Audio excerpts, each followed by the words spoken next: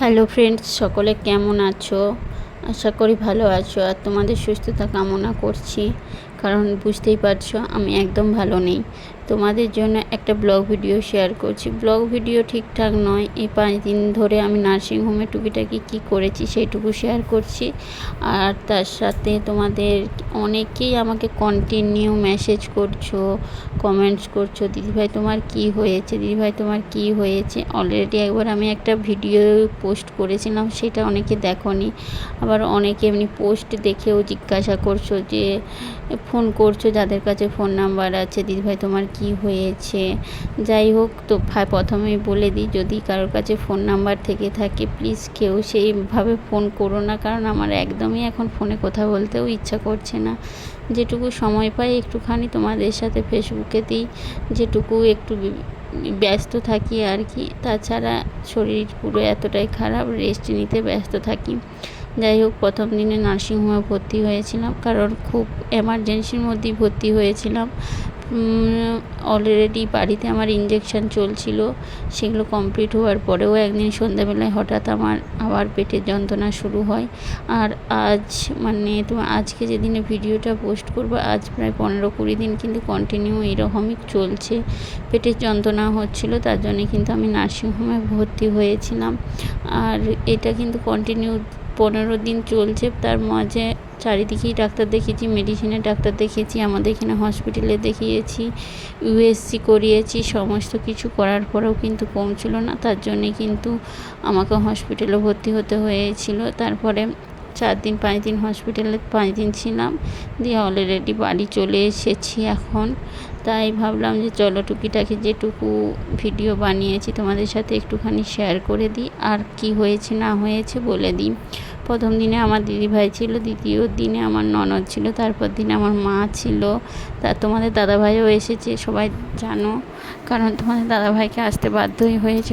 আমি হসপিটালে ভর্তি হয়েছি, সে আসবে না সেটা আবার কখনো হয়, কারণ তাকে না এলে যে কোথায় কী ট্রিটমেন্ট হবে, কি হবে না হবে, সেটা তো সেই ব্যবস্থা করবে, কোথায় কি হচ্ছে না হচ্ছে। যাই হোক, আমার হয়েছে বলতে আলট্রাসোনোগ্রাফি অনুসারে যেটা হয়েছে, লিভারের প্রবলেম হয়েছে। আর আমাদের এখানে যেটাকে আলসার বলে, লিভারেতে ঘা বা বলো, ইনফেকশান বলো, যাই হোক, এটা আমাদের এখানে কম বেশি গ্যাস্ট্রিক যেটাকে বলা হয়ে থাকে আর কি, গ্যাস্ট্রিক আলসার, সেটাই হয়েছে।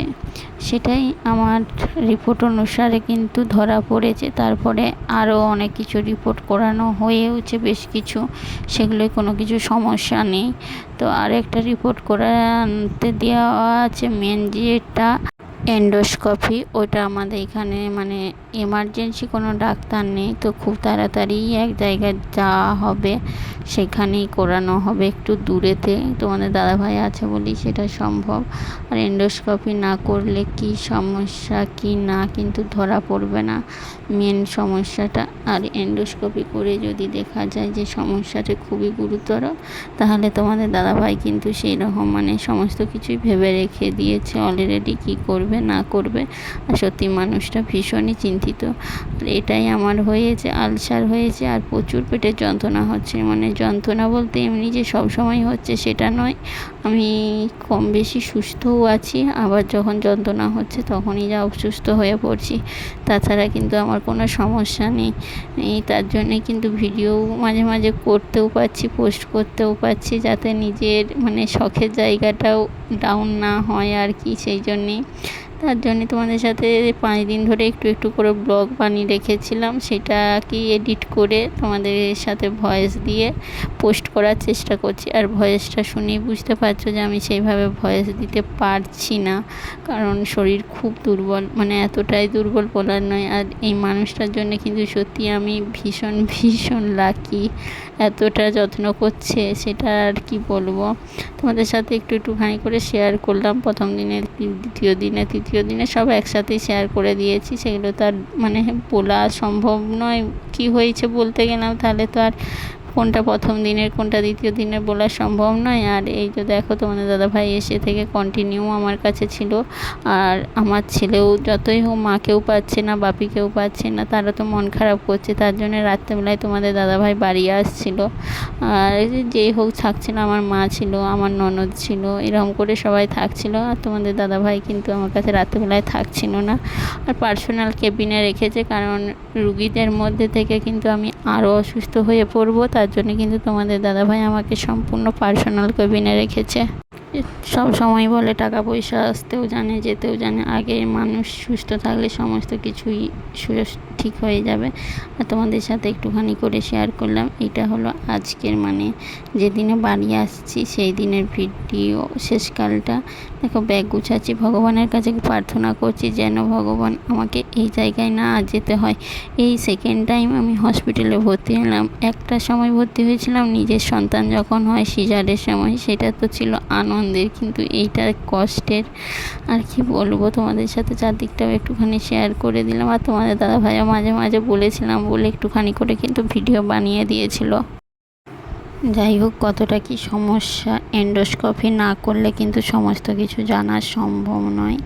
তার জন্য এন্ডোস্কোপি করা হোক, তারপরে জানাবো। আর এদিকে আমি দেখো বাঁ হাতে করে প্রণাম করছি, বলছি ভগবান যেমন না আমাকে এই জায়গাকে আর তৃতীয়বার আসতে হয়। একবার তো আনন্দের জন্য এসেছি, দ্বিতীয়বার যে এলাম কষ্টের জন্য, আর যেন না এই কষ্টের জন্য আসতে হয়। আমাদের ব্যাগপত্র সব গুছানো কমপ্লিট।